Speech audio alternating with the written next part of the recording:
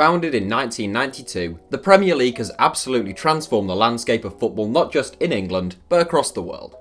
A profound force for both good and bad, in our eyes, no one can argue that the league has been a roaring success in terms of finances and interest, becoming the most watched competition in world sport. On the other hand, ticket prices have now excluded a large chunk of football fans. The matchday experience has become increasingly sanitised, and the gap between the top 6 clubs and the rest of the league is as pronounced as ever.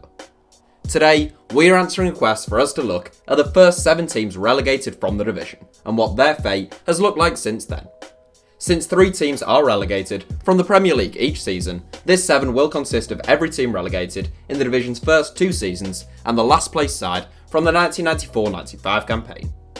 Here are the first 7 teams relegated from the Premier League. Where are they now? Nottingham Forest, the Championship. The first team to be relegated from the Premier League was hard to watch even for those who didn't support Nottingham Forest. In his final season in charge of the club, Brian Clough's 18-year reign at the City Ground ended in heartbreak. Clough had taken Forest from second division strugglers in 1975 to first division champions by 1978. In 1979 and 1980, he took them to the summit of the European game, winning consecutive European Cup titles. It was an extraordinary achievement and one which will most likely never be replicated, but Clough had real difficulties moving into the 1990s. Football had changed, his health appeared to be deteriorating, and the loss of Peter Taylor hit hard. Forest finished in last place, 9 points from safety, and the shining light of their season, Roy Keane, soon departed for Manchester United. Clough retired, but Stan Collymore goals inspired Forest to bounce back immediately the following season. The Trees were relegated once more in 1997, promoted again in 98, but relegated once more in 99. Since that final relegation on the turn of the millennium, Forest haven't tasted top-flight football again, even spending 3 seasons in League One. They are fighting for a playoff spot in the Championship right now. Middlesbrough, the Championship.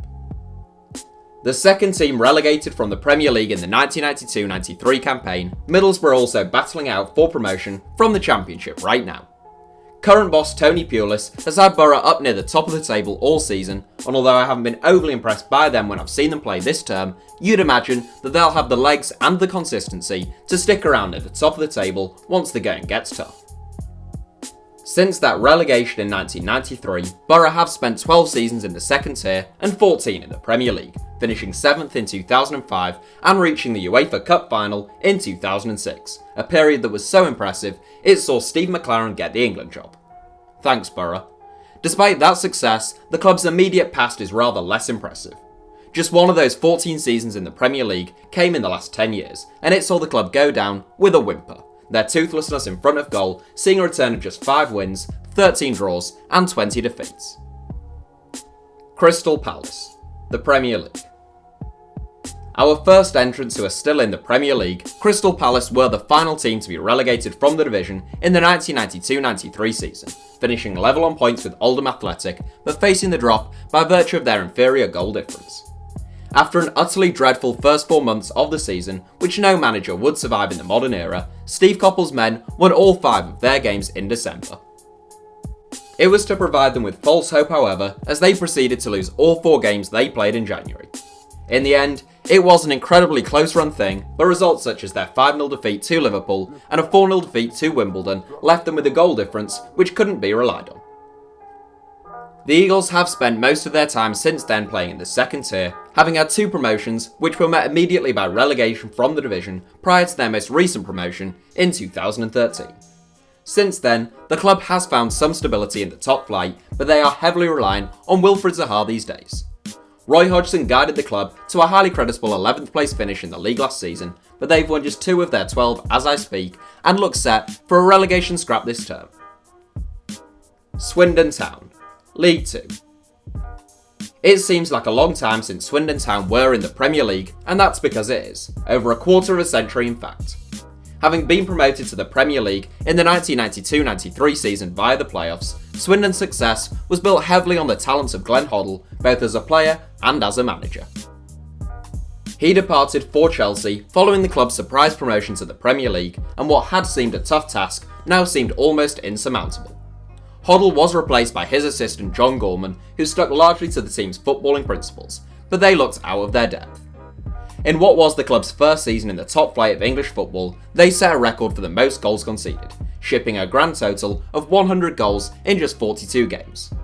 They won only 5 games all season, leaving them 13 points from safety and inevitably the first team to be relegated from the division in the 1993-94 season. They were relegated once more the following season, dropping into the 3rd tier, and they spent the majority of the last 2 decades flirting between Leagues 1 and 2. Currently playing in League 2, the Robins are in the bottom half of the table right now under the stewardship of former Leicester City Player of the Year Richie Wellens. Oldham Athletic, League 2.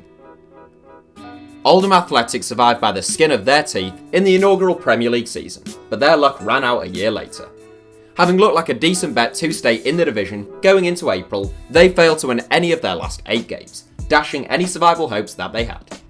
Although the league campaign was a poor one, the club reached the semi-finals of the FA Cup, where Manchester United needed a replay to finally end the club's cup dreams. They were relegated once more in 1997, which was followed by more than 20 years in the 3rd tier of English football. That stay in League 1 finally came to an end last season, although not in the form of a promotion. Under the guidance of current Swindon boss Richie Wellens, the club was relegated from League 1 and they now find themselves mid-table in League 2. Whilst Oldham have suffered stagnation and decline since their top flight relegation, their manager Joe Royle went on to enjoy success with both Everton and Manchester City, even winning the FA Cup with the Toffees just the following season. Sheffield United, the Championship. The final team relegated from the Premier League in the 1993-94 season was Sheffield United. Bringing an end to a 4-year stay in the top flight, which had involved a 9th place finish only 2 seasons earlier, the Blades finished 1 point behind both Southampton and Ipswich Town, consigning them to relegation.